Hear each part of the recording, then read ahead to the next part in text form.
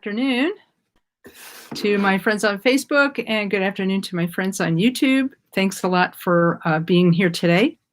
We're going to be chatting for the next little while on the topic of Khenpo Karthar Rinpoche's teachings on the six perfect virtues. So in order to get started, let's start with the feeling of dedication and goodness, and have the sense that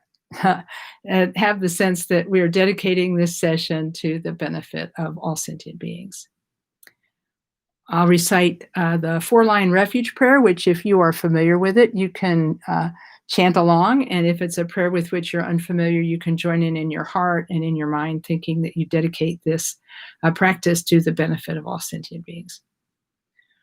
O Sanje Chudan Sochi Chonamla Jangchu Pardu Dani Kyapsuchi Daji Jinsoji Pe Sunamki Drola Pinchi Sanje Druparsho. In the Buddha, his teaching, and the Sangha most excellent, I take refuge until enlightenment is reached. By the merit of generosity and other good deeds, may I attain Buddhahood for the sake of all sentient beings. Now, a short prayer to the teachers of the lineage. O Palden Sawe Lama Rinpoche Tagi Chiwar Pede Ten Chula Kadrin Jambu Gone Je Sunte Kusun Tuking Utrup Sal du Sol. Okay, thanks. This is the regular Sunday afternoon, 1 p.m. Dharma talk for Columbus Karma Take Some Choling. It's an exciting week for KTC Columbus because we think we might be able to start construction this week. So say lots of prayers for us, and we'll be sending out an announcement about all of this very soon so you can get all of the details, and we might even have a little celebration. So just watch your email, and also watch our Facebook page, Columbus KTC's Facebook page, and we'll give you all the details when they're available. But meanwhile, I know I've been hearing from a lot of my Dharma friends this week that some of them, their children are back at school. They're feeling some stress with their kids being back at school, and they're feeling some stress in their jobs, and they're feeling stress in lots of different places. So let's sort of start our practice this afternoon with a little moment of quiet meditation so that we can kind of reduce the strain and the stress from the week. So I'm going to lead just a very, very short 1-minute meditation for you on allowing the mind to come to rest, which is great because the topic today is meditation. So thinking that as you sit on your meditation seat, if you're sitting in a chair, place your feet flat on the floor. If you're sitting on the floor, sit cross-legged. And then place your hands palm downward on your legs, whether you're sitting in a chair or if you're sitting on the floor.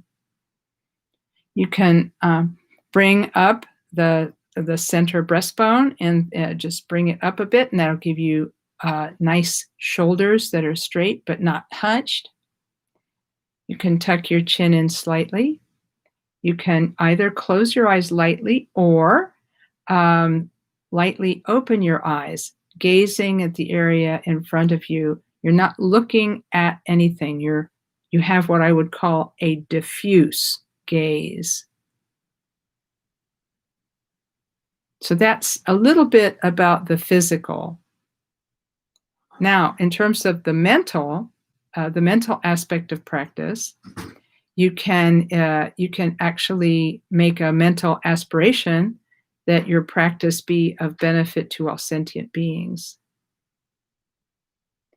Having made this aspiration, then you can take one deep breath. Imagine that the breath goes deeply below the navel and then breathe out. And then allow the breath to come and go naturally, placing your attention on the breath as it comes in and goes out. You have two choices. You can imagine the breath going all the way out and the breath going all the way in, or you can just be aware of the sensation of the breath at the nostrils. So we'll sit quietly for just a moment. In fact, I'm going to go get my gong. I'll be right back.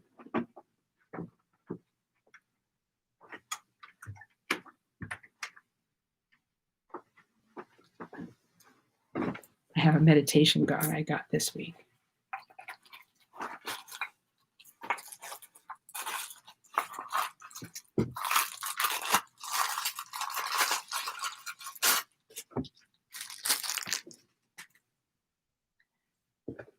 Okay, so now sitting comfortably, starting with the mental excellence of wishing to benefit others, let's sit quietly for just a minute or so.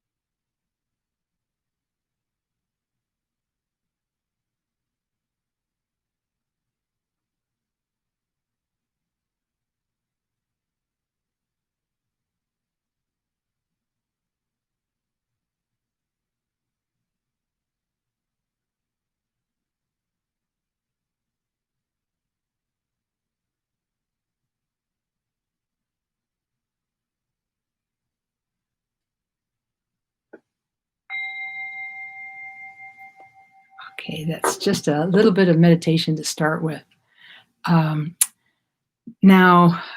What we've been doing for the last few weeks has been sharing Khenpo Karthar Rinpoche's teachings about the six perfect virtues.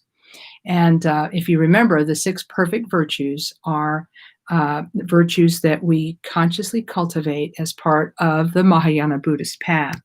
And by consciously cultivating these virtues, what happens is that our mind softens and expands, and our heart softens and expands, and we are able to include more sentient beings in our compassion and love. The other thing that allowing the mind to soften and expand helps us with is it helps us with one of the main causes of suffering in our lives, which is self-fixation. If you remember the Buddha's teaching on the Four Noble Truths, he said suffering was part of life. Suffering had a cause, it had a solution, and there's a path that leads to the end of suffering. The suffering is part of life, we seem to understand, but the cause of suffering is sometimes confusing because a lot of people think that the cause of suffering is not having enough of something. You don't have enough friends, or you don't have enough money, or you don't have enough material comfort. And so because we feel that happiness is dependent on these things that are external to us, we are busy all the time trying to accumulate those things that we see as being the causes of happiness. But what we find out is that these external things, such as name, fame, money, friends, possessions, and so forth, they are impermanent. And because they're impermanent, they eventually disappear. And when they disappear, we feel sad because we depended on these external things for our happiness. Whereas if we instead placed our attention on and worked toward the causes of happiness as taught by the Buddha, which is letting go of clinging, letting go of fixations, letting go of negative mental afflictions, and finding peace within ourselves through meditation. If we can do these things, then these are lasting sources of happiness that don't depend on external things. Now, the reason the Buddha in his teaching on the Four Noble Truths placed so much emphasis on the difficulty caused by clinging and fixation is because when we cling to and fixate on things, we actually cause suffering to ourselves. And because, as one of the Buddhist teachers said, if we're feeling the tight grip on things, she said, if something is hurting so much, it's because I'm holding on so tight. So often the things that we cling to are things that cause us suffering because of how tightly we're grasping them. And of all of those things we grasp the self-concept more than anything else. And you can see this operating in the world today. People say, my idea is better than your idea. And my idea deserves to survive. Your idea does not deserve to survive. And then there's a lot of fighting because people disagree about which idea is best. And so the philosophy of Buddhism is more about being able to let go of clinging and fixation and being able to work from a place not of anger, but a place of strength. It's one thing to believe in a cause and another then to attack other people because of your cause. So there are different ways that human beings can create society. And from the Buddhist point of view, society is better created when there is conversation and when there is the capacity of people to actually see and actually hear one another. And so this is a little bit of why the Buddha taught the lack of grasping, or that self-grasping was a problem, and that reducing grasping leads to more happiness. And so if we look at the 6 perfect virtues, this calls into play the third of the 4 noble truths, which is that if suffering has a cause, if clinging and fixation are the cause of suffering, by letting go of clinging and fixation, we can have happiness. And then the 4th noble truth is the method for letting go. It teaches us the how of letting go. And so if we look at the 6 topics that Khenpo Rinpoche presented in his teachings, these 6 topics are all about learning how to let go. The first of the 6 perfect virtues is generosity. By practicing generosity, we let go of clinging to our own things and give those to others. So we cultivate generosity. That helps us to cultivate the opposite of clinging, which is generosity. And then the second of the 6 perfect virtues is ethics and morality. If we practice ethical behavior and treat other beings with respect and help them instead of hurt them, then we will become trusted sources for them, and we will actually be able to help them in ways we couldn't previously. The third of the 6 perfect virtues is patience. If we're generous and we're ethical, then it's very easy for us to be patient. And my favorite definition of patience came from the women's retreat master at our home 3-year retreat center at Karme Ling in upstate New York. Lama Lodro Lama was giving a teaching on generosity and patience and all of this sort of thing at the Columbus KTC some years back. And she said, patience isn't putting up with something. Patience is being open to how other people are, understanding how other people are, what their confusions are, and how they trip over themselves trying to gain happiness and so forth. By understanding how other people are, we are less likely to become angry with them in a way that's harmful. And so if we can be patient with others, then even though we might feel that they're not moving in the way we want them to move or doing the things we want them to do, we'll be patient and be able to find ways to express ourselves that will be less harmful and less hurtful. So that is the benefit of patience. Diligence is the next of the 6 perfect virtues, the 4th one. And diligence basically means that we are diligent in practicing virtue. We're diligent in generosity and ethics and patience and so on. And we're actually also diligent in our practice of meditation. Meditation is the 5th of the perfect virtues, and we'll be talking about that shortly. And then wisdom is the sixth of the perfect virtues, which we'll also be talking about shortly. So that's a little rundown of what we've talked about thus far. And I'm basing my instruction on some teachings that Khenpo Karthar Rinpoche gave a number of years ago at our home monastery at Karma Triana Dharma Chakra in upstate New York. The first of the topics is meditation. And he covers these two topics, meditation and wisdom, fairly quickly in his presentation. But I'm going to stop and make a couple of notes about something he said. He said that meditation has to do with learning how to rest the mind on an object of virtue. This is his definition for meditation. In other words, our mind has the capacity to come to rest. And because our mind has the capacity to come to rest, then we can cultivate that capacity for coming to rest through the practice of meditation. And in fact, in Gampopa's book, The Jewel Ornament of Liberation, Gampopa says that even if we have the qualities, have started developing generosity and ethics and patience, even if we've started to work on these perfect virtues, they won't go as far as they could if you don't have mental stability. And so cultivating mental stability through the practice of meditation helps these other virtues, generosity and ethics and patience and diligence. It helps all of the rest of these have power.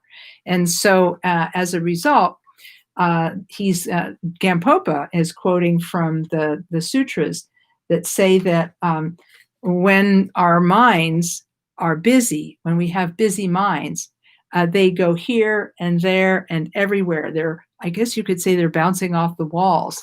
When our thoughts go here, there, and everywhere, it's very difficult for us to have quiet and stability in our minds. And we're actually more likely to be, he says, we're overpowered by our thoughts. And when we're overpowered by our thoughts, we believe in every single thought we have, which can lead to a lot of difficulty. Because as you know, we have thousands and thousands and thousands of thoughts in a day.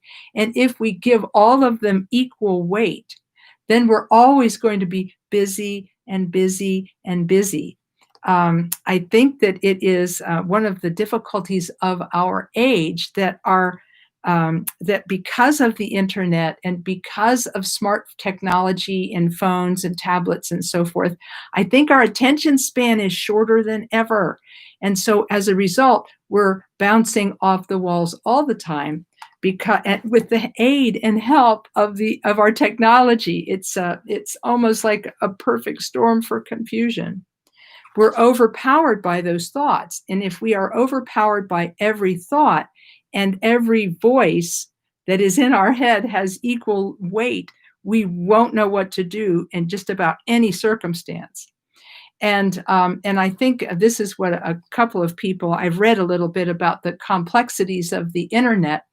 And one of the complexities of the internet is that there are so many voices, especially on social media, kind of shouting at us, and we give all of them equal weight. And because we give all of them equal weight, we're always anxious and confused. And this is what happens when we tend to be distracted and believe every story in our head. If we believe every story that our thoughts is telling us, if we believe every single one, we won't ever have peace in our mind. And we'll always be, he said, on the hooks of our mental defilements.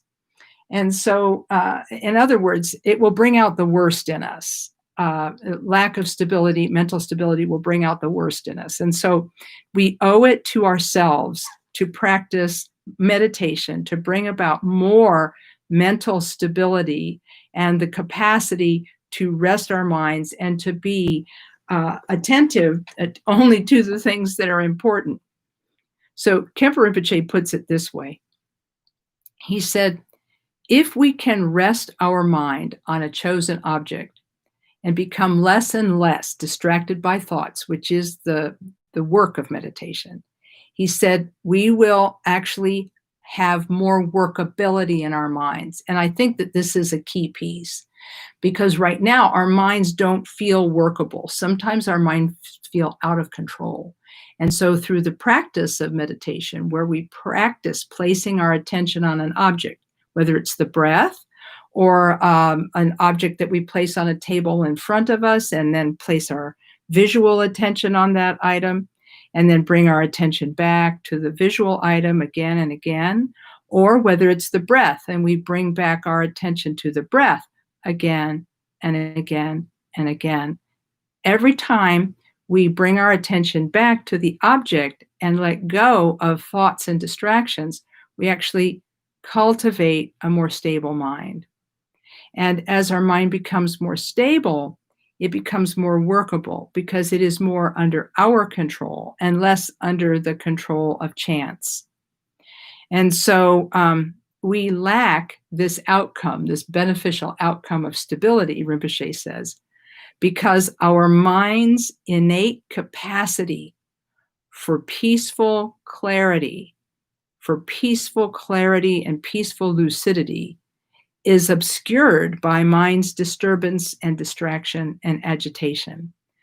I never really thought about it like this, but he's coming at the topic kind of from the other end. He's saying it's not that we have to practice this discipline of meditation and practice and discipline and da. He's actually saying our minds possess naturally the capacity to rest. Our minds naturally have the capacity to rest, but that we don't cultivate that capacity. And by not cultivating that capacity, we don't receive the benefits. And if you think about it, the capacity for rest, for the mind to come to rest, is something that we all have and we actually already enjoy. For example, who doesn't like to watch the sunset? Who doesn't like to watch the gathering dark? Who doesn't like to watch boats pass along on a river? Who doesn't like the feeling of the breeze and the swaying of the leaves and so forth? All of these things are quiet, and they can actually become sources of attention that are quieting and stabilizing. And since this is something that human beings can naturally do, why not cultivate it? And this is what Rinpoche says. He says in Tibet, they have a saying, you can't read a flag until it stops snapping. So how can we know what's on our mind until it slows down? He said that we can practice attention at first in order to calm our thoughts and to have a more workable mind. But we can even go farther than that. And we can use this calm, clear capacity for lucidity and clarity to prepare ourselves for insight, knowing what is going on in the mind in an ultimate sense.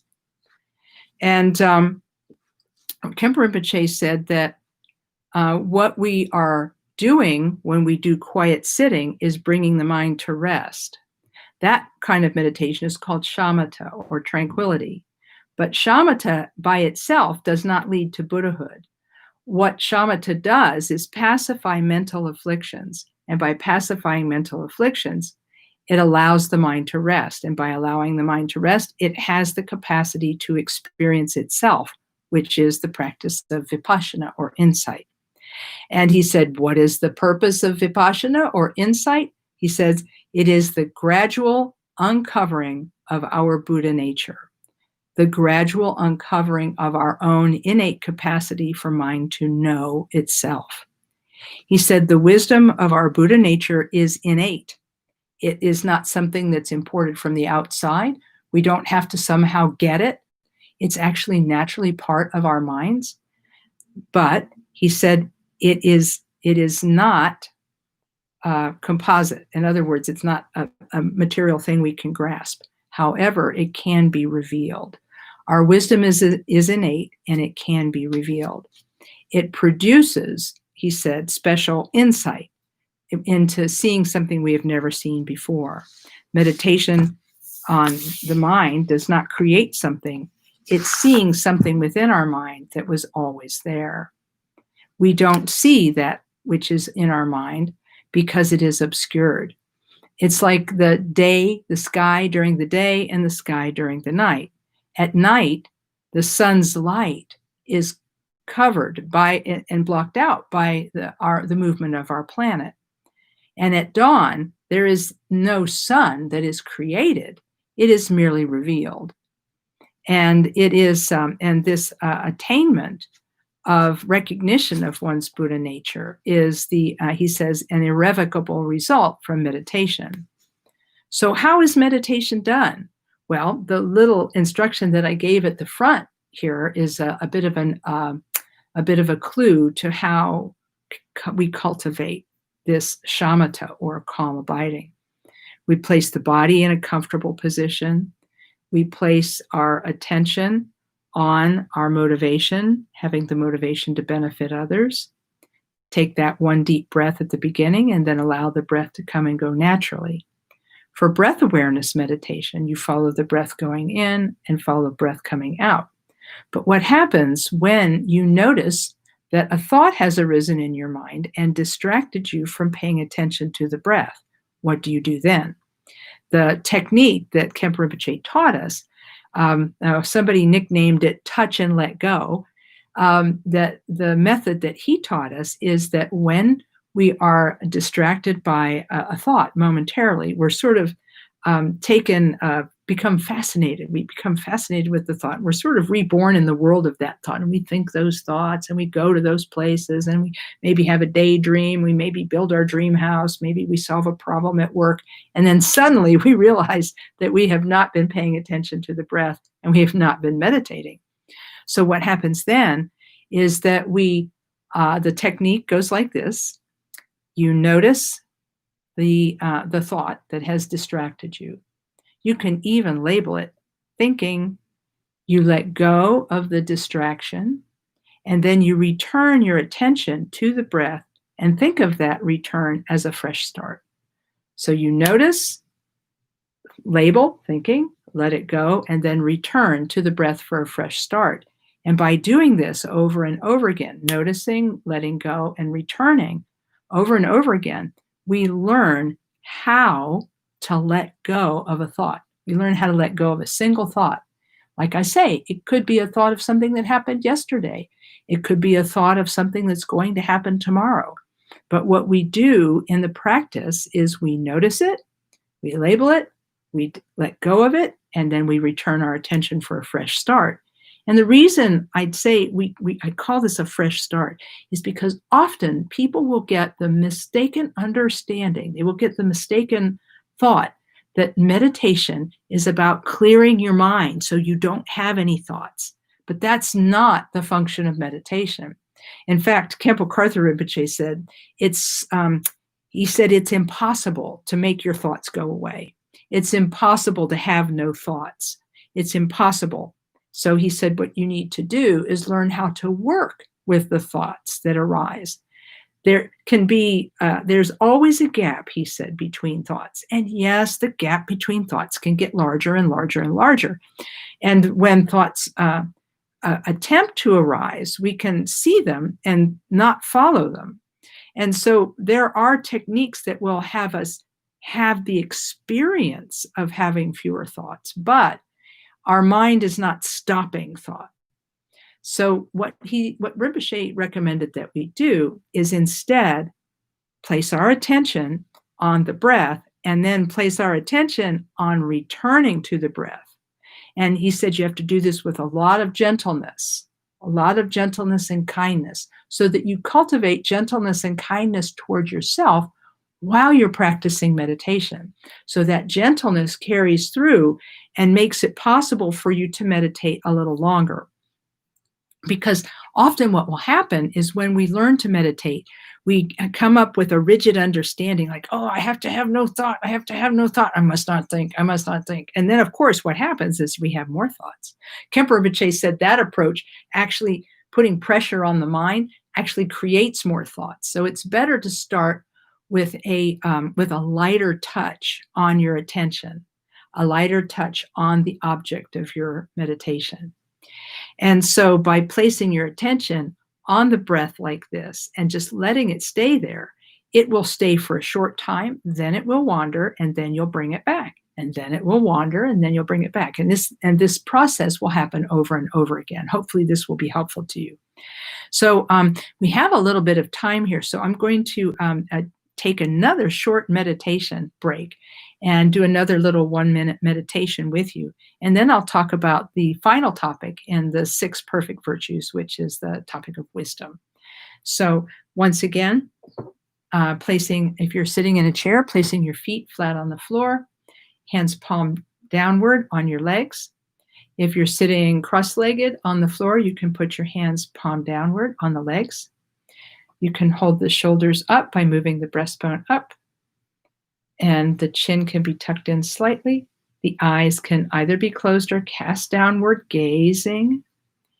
If you wish, you can touch the tip of the tongue to the upper palate, right behind the front teeth. What this does is it relaxes the muscles of the face.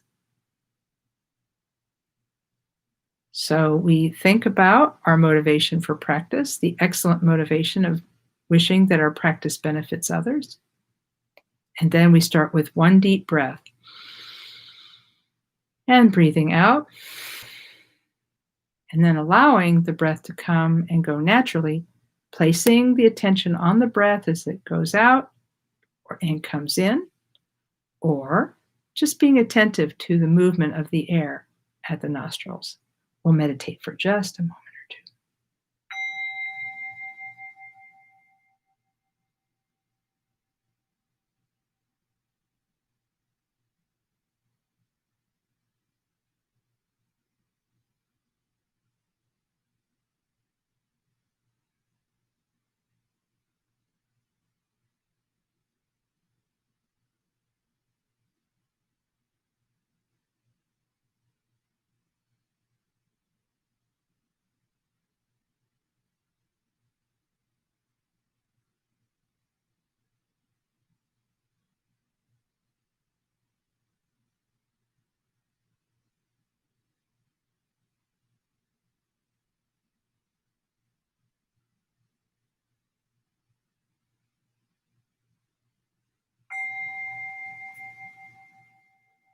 Okay, another little session of meditation.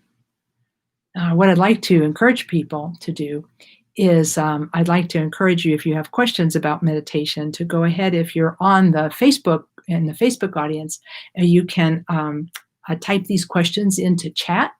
And if you are watching on YouTube, you can send an email to Lama Kathy, LAMAKATHY,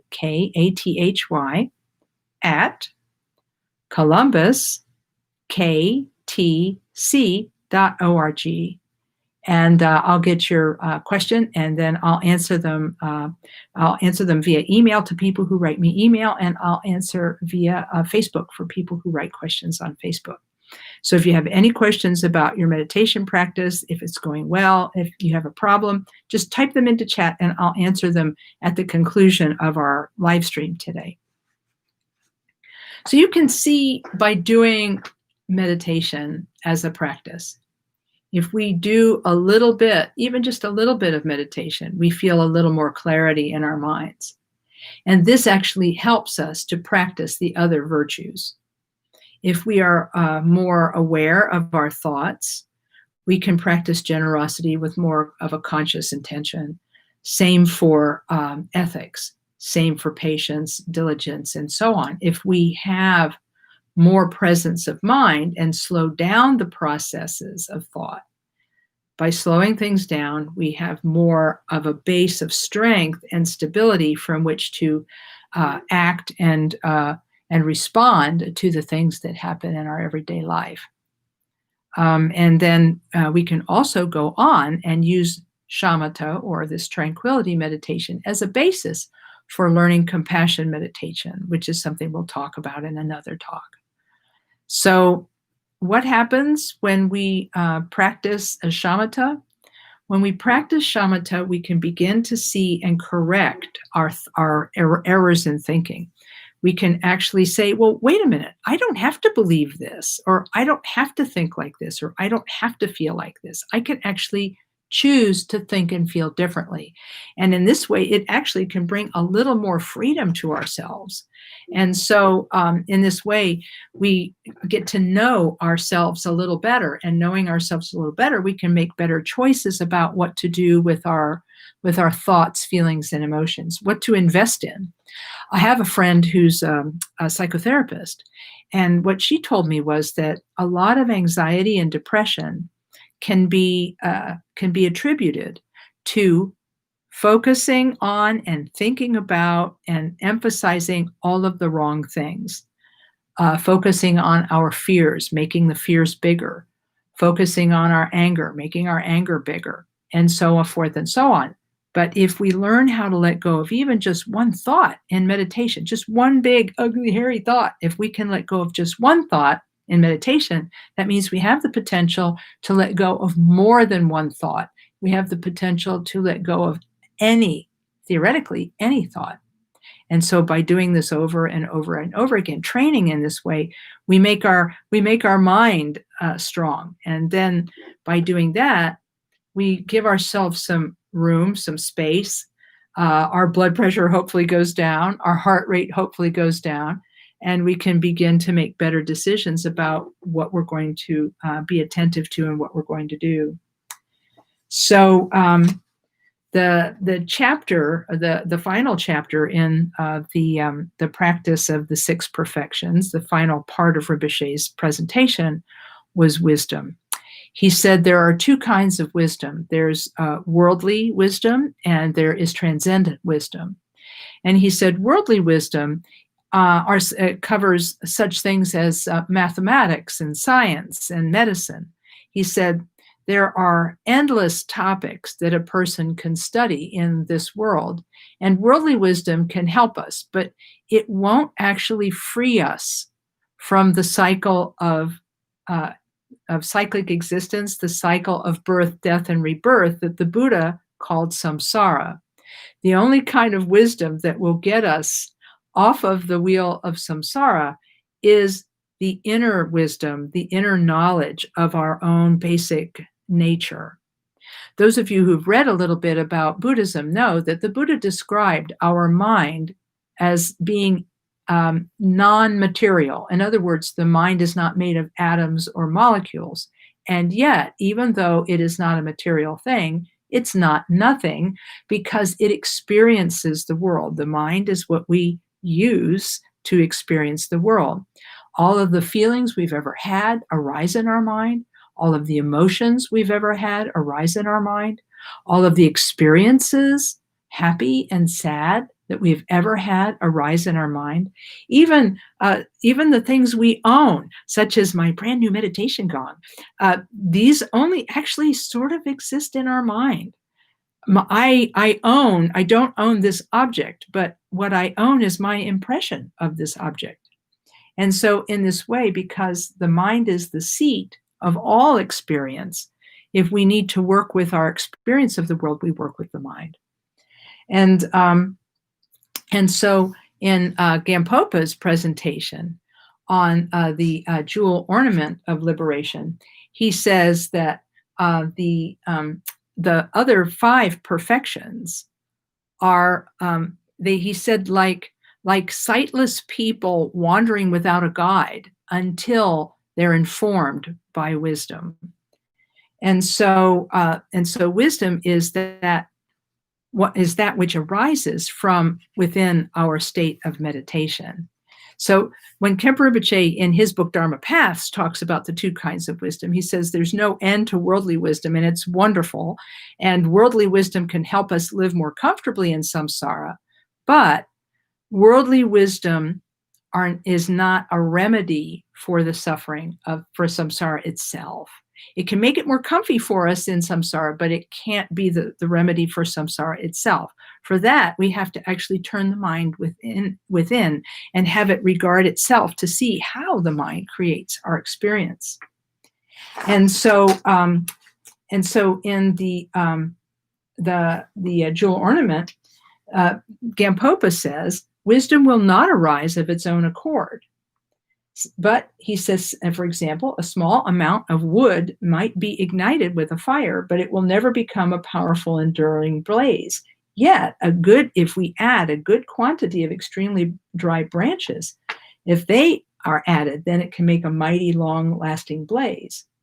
Similarly, if only a small amount of wholesome action has been established in our stream of being, great wisdom will not arise. But when vast amounts of great merits of generosity, ethics, and so on have been established, a great wisdom will emerge, and this will burn away all of our obscuring defilements.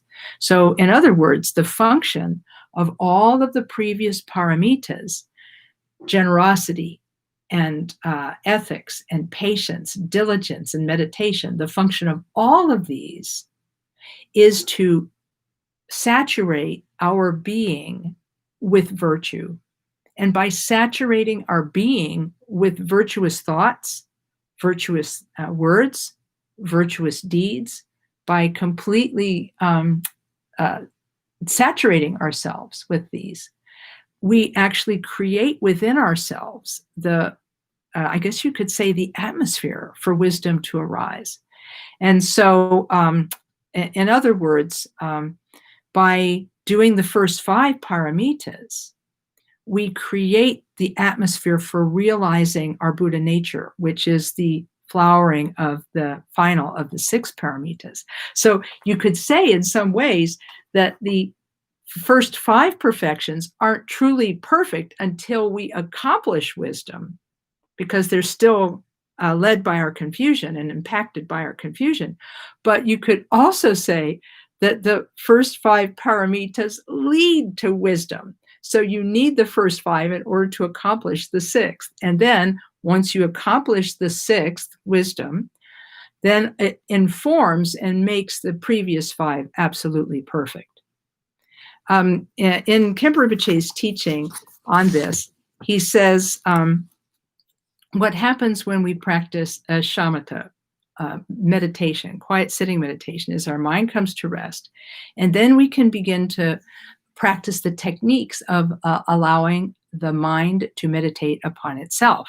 And I know that sounds confusing, and that's why there are special techniques and methods that are taught in the teachings on Vipassana and the practices in the Tibetan traditions, such as Dzogchen and Mahamudra and so on, which allow us to do these things.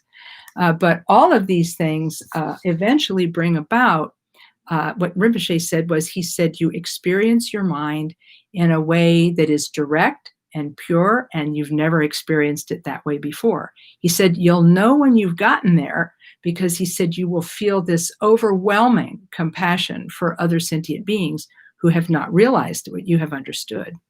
And it's more than an understanding. It's not intellectual. It's more than an experience. It goes beyond experience. It's mind knowing itself.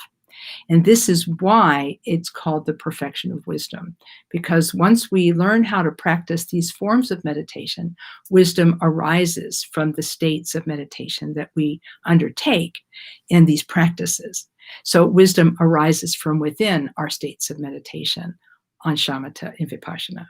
So the best vipassana is that which is endowed with shamatha. In other words, if you read in the 37 practices of a bodhisattva, Mujal Togme says, it is known that shamatha, endowed with the insight of vipassana, conquers all mental afflictions. And the reason that that's said is because that's where wisdom comes into play. Our inner wisdom is finally revealed. And so that's a little bit of a talk about the last 2 of the 6 perfect virtues, according to my notes from my teaching from Khenpo Karthar Rinpoche. And so rather than go on and on and on about this topic, I think we'll leave it here. And I will let you know that with the completion of this set of teachings on the 6 perfect virtues, I am starting to plan the next set of teachings. And I'm wondering if any of you have suggested topics that you'd like for me to cover. I've I've had a few emails lately on the topic of death and dying, and how a Buddhist prepares for death. But then I've also had people write to me asking for more information about working with mental afflictions in everyday life. And there are endless topics that one can discuss in Buddhism, because the Buddha taught on all sorts of topics that have to do with the mind and our experience of this world and our mind and our life. So if you want to, you can send me an email to suggest something. You can also suggest something in the comments on my YouTube page, or you can also suggest them in the comments on the Facebook page. There will be another Dharma talk next week, and that will be announced in the Columbus KTC Facebook page. And we'll be back here on YouTube next Sunday. So, and I guess what I'd like to do is I'd like to conclude with another brief meditation, and then I'd like to gather together and dedicate our goodness from this session. So once again, sitting comfortably in your chair, hands palm down on your legs, the shoulders are straight, the chin's tucked in, the eyes are cast downward, and the tongue can be touched lightly to the upper palate behind the front teeth. Beginning with a mental aspiration to benefit beings, one starts with a deep breath and breathing out. One then places one's attention on the breath as it comes in and goes out. And then when one notices distraction, one discards it and returns to the breath for a fresh start. So we'll sit for another short period.